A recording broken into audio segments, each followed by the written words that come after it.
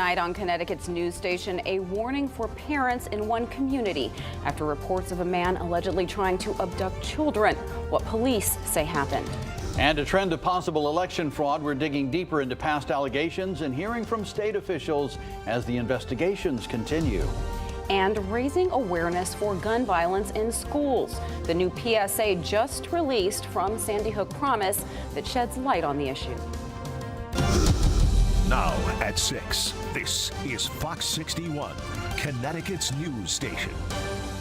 And good evening, and thanks for joining us for the Fox 61 News at 6. I'm Brent Harden. And I'm Samaya Hernandez. New London police are warning all children and parents after they received multiple reports of a man allegedly trying to abduct children. As Fox 61's Carmen Chow explains, the reports are leaving many residents on edge and keeping their eyes peeled. Recognize, react, and report. That's the mindset New London police want all children and parents to now have while keeping their heads on a swivel for this white van. I was horrified. Horrified. Kathy Poblete was startled after seeing the post flood her social media. Parents and grandparents like herself warning everyone to be careful after police say they received multiple reports last week and this week of a man attempting to lure children into his white van. A New London mother who did not wish to appear on camera sharing these pictures of a suspicious white van circling her neighborhood 2 weeks ago. The male is a white or Hispanic male, black hair with a gray and black beard, operating a white van with tinted windows. Police say so far they have no information about the vehicle's registration or license plate, but they did notify New London Public Schools just in case.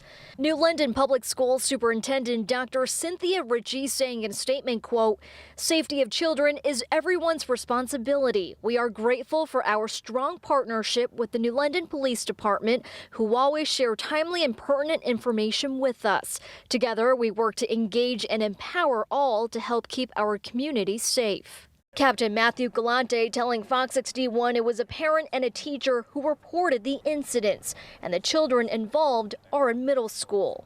Children are our most prized commodity in any community, and within the city of New London here, we want to ensure that the community at large is aware of this. Parents can talk to their children about what may be happening. The white van has been spotted in the areas of Jefferson and Montauk Avenues and Plant Street.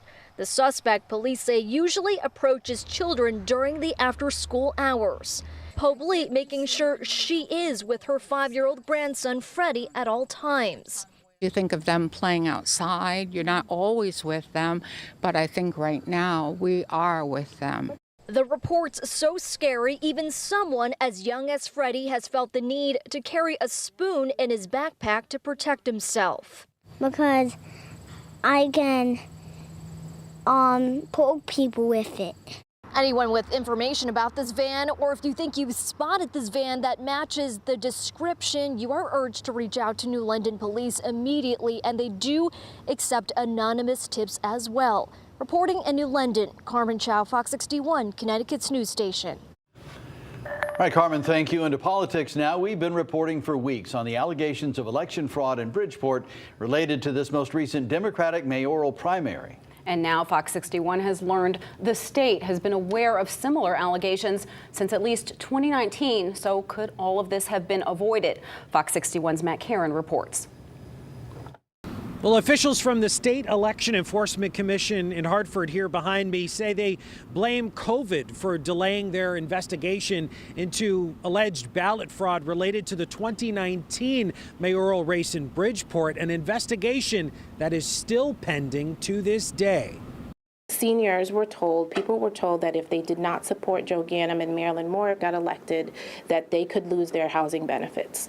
That is egregious behavior, and it needs to be investigated. It was, and 4 years later, still is.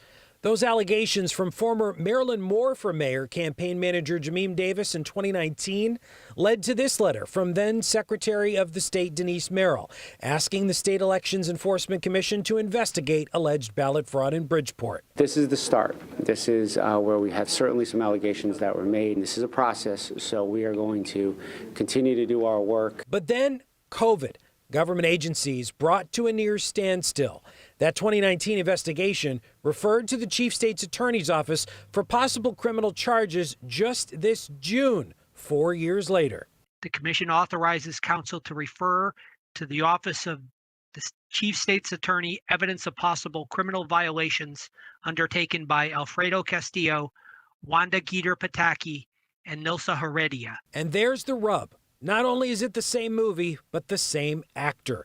For as many similarities as there are to the 2019 investigation, candidate for Mayor John Gomes says there is also one key difference. The evidence is completely different. It's all overwhelming. We've always talked about things that have happened, could have happened, but when you catch it as it is in motion and in video, it speaks for itself. Many wonder if the 2019 investigation moved faster, would Bridgeport be in the situation it is today? This is why I encourage individuals to make these referrals as soon as they're aware of a situation, because if it comes through that route, they have 1 year to reach a conclusion in the investigation. One thing is clear, SEEK won't be able to take a year to complete this investigation, with a general election in less than 6 weeks. I want to go after this aggressively. I want to leave no stone unturned. I want to make sure the investigators move and move quickly. And today I did reach out to both the State Election Enforcement Commission and the Chief State's Attorney's Office for a timeline on when their 2019 investigation might wrap up. Both agencies told me it is their policy not to comment on ongoing investigations. Reporting in Hartford, outside SEEK headquarters, Matt Caron, Fox 61, Connecticut's news station. All right, Matt, thank you. New tonight, the State Bond Commission is set to approve $25 million for new voting machines. Governor Ned Lamont says the commission will vote at its upcoming meeting on October 6th. That equipment will replace Connecticut's current voting machines that are 17 years old. Most people realize there are only a very small number of companies in the entire country who are authorized by the federal government to make these machines. So we will put out an RFP, see what comes back, and go through the process. Now, Governor Lamont says the new machines will ensure Election Day runs smoothly, free of any glitches that could be caused by the outdated technology. A police chase that started in Middletown ends with the arrest of 2 people. Police were surveilling an area where drug dealing was known to take place when they spotted 2 cars Tuesday night. Police tried to stop one of the cars, but the driver hit one cruiser and almost ran over an officer before driving onto Route 9 North. Eventually, police were able to stop that car and arrest the driver, 32-year-old Shakondra Perry, and the passenger, 40-year-old Kevin Morant. Police say a scale and drug paraphernalia was found in that car. Both suspects are facing multiple charges. A Haddam woman accused of running a dog training scam that resulted in one dog's death faces charges in Massachusetts tonight.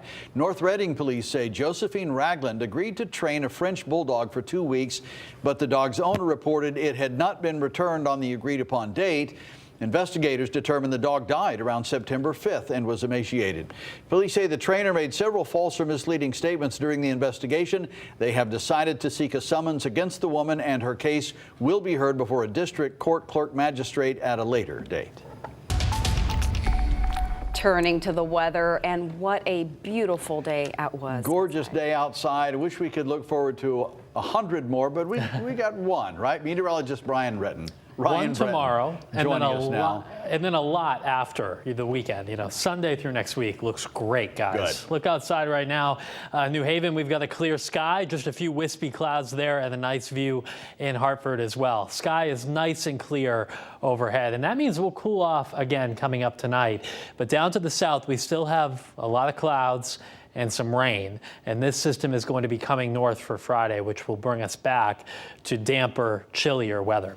For tonight, though, temperatures dropping down into the 40s to around 50. There could be some areas of fog that form, especially in the valleys. So a cool start tomorrow with maybe some patches of fog early. Then a mix of sunshine and clouds, a dry day, temperatures rising close to 70 with a chance for showers by evening, especially in southern and western Connecticut. And then those shower chances increase for all of us on Friday. It looks like a cloudy day with periods of rain off and on, and the clouds and a cooler wind will keep our temperatures only in the lower to mid 60s for highs on Friday. Now, Saturday's forecast looks somewhat damp too, with a chance for some showers in the morning, but I'm optimistic some drier air moves in during the afternoon. And wait until you see what comes for the second half of the weekend and early next week. We'll talk much more about it, all coming up. I don't think Ryan heard me call him Brian Retton. It'll just be our secret. All right. Utility crews are working right now to repair a water main break in Basra. It happened on Fitchville Road this morning. Norwich Public Utilities is on scene right now and expects water service to be restored by 9 p.m. Bottled water is available for residents in need at the Basra Volunteer Firehouse. Well, a new public service announcement from Sandy Hook Promise is not joking around about addressing threats that could lead to violence. The nonprofit's PSA, called Just Joking, features comedians voicing actual threats school shooters have made before committing their heinous acts. The intention is to bring attention to the issue and to ask people to take threats of gun violence more seriously. So we really wanted to demonstrate the seriousness of this by using threats that real school shooters made before they did their heinous act and having comedians deliver it to really flip that argument on its head and demonstrate just how serious these are, and that even if you think it's a joke, you need to take it seriously and say something. Sandy Hook Promise says 80% of school shooters tell someone about their plans, and the nonprofit urges people to take those threats seriously and report them. You can watch the full PSA and find resources on reporting threats of violence on fox61.com. Bristol police officer Alec Irado is back on the job nearly a year after he was injured in a shooting that killed 2 of his fellow officers. Bristol police tell us Irado is currently assigned to the training division as he gets readjusted. Irado was injured in the shooting that killed Lieutenant Dustin DeMonte and Sergeant Alex Hamzy last October.